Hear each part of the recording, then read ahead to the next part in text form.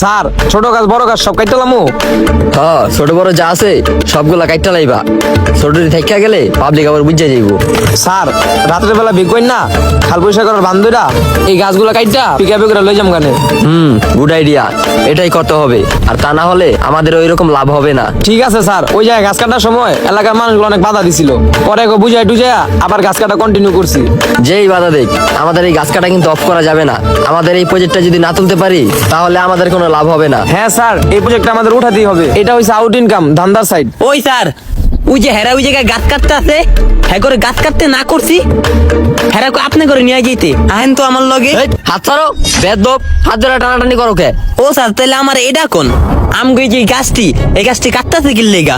বুঝতাছো না? খাল পরিষ্কার করব, খাল দিয়ে পানি যায় না, পানি জমা থাকে, মানুষের অসুবিধা হয়।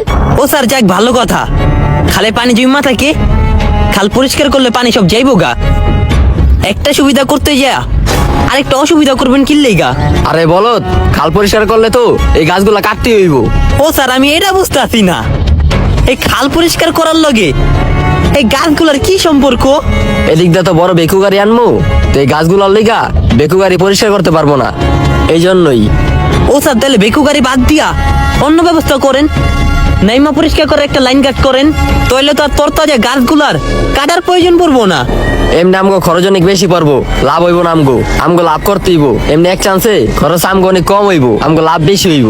তাহলে কি স্যার গাছগুলো কাটতে লাগবেন আপনারা? ও স্যার, তরতাজা গাছগুলো